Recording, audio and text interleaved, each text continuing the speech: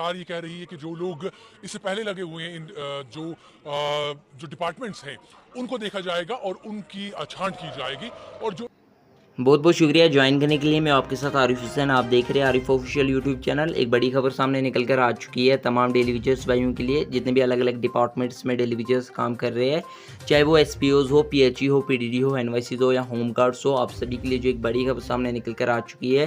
जैसे कि आप सभी जानते होंगे कि कंटिन्यू जो है यहाँ पर डेली वेजर्स अलग अलग डिपार्टमेंट्स में जो डेली वेजर्स काम कर रहे हैं, खास करके जो PHE डेली वेजर्स है यहाँ पर जो है लगातार प्रोटेस्ट कर रहे हैं, बट अभी तक जो है यहाँ पर सरकार की तरफ से कोई भी ऐसा फैसला नहीं आया है जो कि यहाँ पर डेली वेजर्स को जो है राहत पहुँचा सके। यहाँ पर जो है सरकार की तरफ से ऐसा कोई भी फैसला नहीं आया है।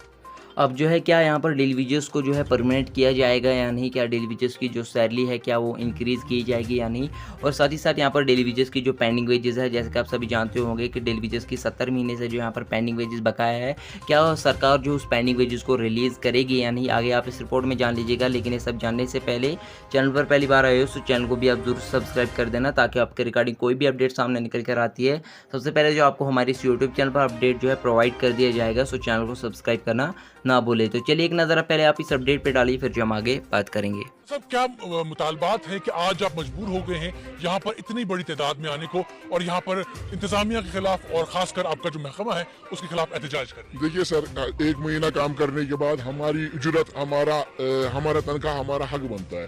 30 दिन काम करने के बाद हमारा तनख्वाह हक बनता है। सरकार ने इस तनख्वाह को रोक दिया है। पिछले 2 महीने से हमारे डेली वेजर्स कसम पुर्सी की हालत में जिंदगी बसर कर रहे हैं और पिछले 2 महीने से हमारे डेली वेजर्स कसम पुर्सी की हालत में जिंदगी बसर कर रहे हैं। फाकेशी पे मजबूर हो गए हैं, दर दर की ठोकरें कर रहे हैं, एक पाई के लिए तरस रहे हैं। तो मजबूर हो गए हम, जब सरकार ने हमारी बात नहीं सुनी, तनख्वाह गुजार नहीं किया, तो हम मजबूर हो गए यहाँ पे आने के लिए, एहतजाज बुलंद करने के लिए। एक मामला ये, और दूसरा मामला ये है कि आए रोज सरकार नए नए अहकाम जारी कर रही है कि आप 2010 के बाद जो लोग लगे हैं उनको निकाला जाएगा। आप फैक्ट फाइंडिंग कमेटी ने रिपोर्ट दिया है, ये अनऑथोराइज्ड है, ये इलीगल है, इनको निकाला जाएगा। आप ऑडिट ने 12 डिवीजन का ऑडिट किया है, उनको निकाला जाएगा और ये सब इलीगली लगे।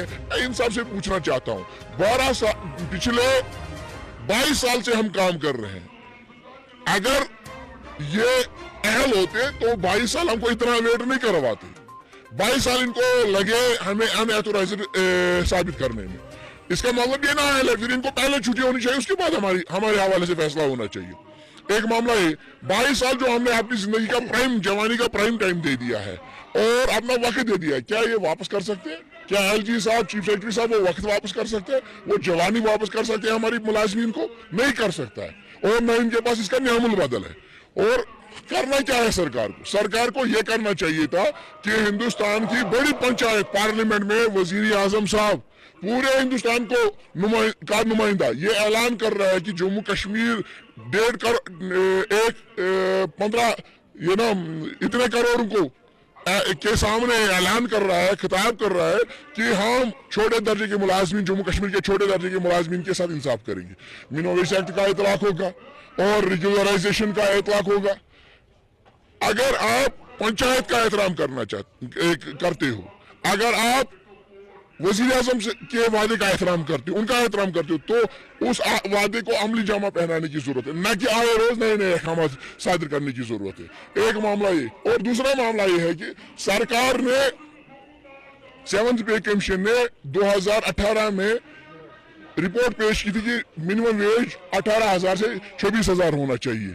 और उसी वक्त एक बिल पार्लियामेंट में लाई जाती है, गवर्नर का तनख्वाह 1,10,000 से 3.5 लाख रुपए किया जाता है, यानी कि 2,40,000, 2.5 लाख रुपए का बढ़ोतरी की जाती है। और यही गवर्नर इंतजामिया जब हमारे हवाले से फैसला करते हैं कि आप इनके मिनिमम वेज में हाइक करने की जरूरत है, आप इसमें बढ़ोतरी करने की जरूरत है, 3.5 लाख में इसका घर नहीं चलता है। और यह तवक्का रखता है कि डेली वेजर का कैजुअल लेबर का घर 13 रुपए में चलेगा, ये 11 रुपए का इजाफा करता है। शर्म आती है ये कहते हुए।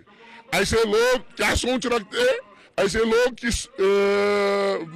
किस दुनिया में रह रहे हैं, किन ख्यालों की दुनिया में रह रहे हैं, जो ये तवक्का रहे हैं कि आज के दौर में जहाँ पे स्मार्ट मीटर्स लगाए जा रहे हो, जहाँ पे बिल हजारों रुपये आते हो, जहाँ पे बिजली का बिल और वाटर बिल हजारों में आते हो, जहाँ गैस सिलेंडर आसमान को छू रहा हो, जहाँ पेट्रोल की कीमतें, दाल पानी चावल की कीमतें, दूध की कीमतें आसमान को छू रही हो, वहाँ पे 11 रुपए से घर चलेगा। ये अफसोसनाक है। सरकार से हमारा मुतालबा है, सरकार से हमारा मुतालबा है जो वादा वज़ीर आज़म साहब ने किया है, साहब का मखलूक सरकारों ने किया है, उस वादे को अमली जामा पहनाने की जरूरत है। इंतजामिया तो इसके बरक्स जो आप कह रहे हैं इसकी बरक्स बात करती है, वो तो कहती है तामीर तरक्की हो रही है जम्मू कश्मीर में, तामीर तरक्की की नए राह खुल रही हैं और इसके साथ साथ जो लोग जो एम्प्लॉयमेंट है उसको भी जनरेट किया जा रहा है। लेकिन जो बात आप कह रहे हैं वो बिल्कुल इसके मुताबिक है। क्या आपने अपने जो मुतालबात हैं ये लेकर कभी आप इंतजामिया के साथ उनके साथ बात की, उनकी कानों तक पहुंचाई? कहा पिछले 22 साल से हम चिल्ला रहे हैं, चीख रहे हैं, दरवाजे हर एक के दरवाजे पर गए, दस्तक दी, दिल्ली तक गए, जंतर मंतर तक गए, वजीर आजम साहब तक एक बात पहुंचाई, जो दिल्ली से डेलीगेशन 36 मिनिस्टर्स का डेलीगेशन यहाँ पे आया उन तक बात पहुंचाई, गवर्नर साहब तक बात पहुंचाई। इस गवर्नर साहब ने ये वादा किया था डीडीसी इलेक्शंस के बाद आपका मामला हल किया जाएगा। वो कोई दरवाजा नहीं है, वो कोई दर नहीं है जहाँ पे हम नहीं गए अपना मुतालबा लेके। लेकिन इसके पास टाल मटोल पॉलिसी के सिवा कुछ नहीं है। ये एम्प्लॉयमेंट की बात कर रहे हैं, हम एम्प्लॉयमेंट के खिलाफ नहीं है, लेकिन हम चाहते हैं अगर ये नए लोगों को लगाए जो लोग ऑलरेडी इन डिपार्टमेंट्स में काम करें, पहले तो उनके बारे में सोचो ना, जो आपका सिस्टम चला रहे हैं, जो आपका कूड़ा करकट उठा रहे हैं, जो आपकी बिजली पानी चला रहे हैं, जो आपके हॉस्पिटल फॉरेस्ट R&B डिपार्टमेंट को चला रहे हैं, जो आपके सीरिकल्चर को चला रहे हैं, जितने भी यहाँ पे डिपार्टमेंट जो लोग वहाँ पे 85% काम अंजाम दे रहे हैं, बुनियादी काम अंजाम दे रहे हैं, पहले तो उनका सोचो, उसके बाद नई एम्प्लॉयमेंट का के हवाले से फैसला किया जाए। नई एम्प्लॉयमेंट से आपको क्या तकलीफ है? क्योंकि बहुत सारे बच्चे जो हैं वो अनएम्प्लॉयड हैं, वो भी आना चाहते हैं। हम किसी के रोजगार के खिलाफ नहीं है, लेकिन सरकार से हमारी गुजारिश है, ये पोस्ट हमारा हक है, जो वैकेंट पोस्ट डिपार्टमेंट्स में है वो हमारा हक है आपके सर्विस रूल्स के हिसाब से। पहले तो हमको हमारा हक दे दो, उसके बाद उनके हवाले से भी फैसला किया जाए। उनको भी रोजगार मिलना चाहिए, वो तो बेचारे PhD करके यूनिवर्सिटी से बाहर आ गए, उनके हवाले से भी फैसला होना चाहिए, स्कीम सामने लाई जानी चाहिए। यहाँ पे आप एहतजाज कर रहे हैं, एहतजाज करके आप अपने घर रवाना हो जाएंगे, उसके बाद अगर सरकार आपकी बात नहीं सुनती है तो क्या आगे की? हमारी एसोसिएशन की जनरल काउंसिल बैठेगी, मशावरत होगी, तो उसके बाद प्रोग्राम होगा। जो ट्रेड यूनियन एक्ट 1926 ने हमें इख्तियारात दिए हैं, जो हमें हकूक दिए हैं, उन हकूक को हम इस्तेमाल करके अपने अहल को लेके सड़कों का रुख करेंगे, उसके सिवा तो कोई चारा है ही नहीं।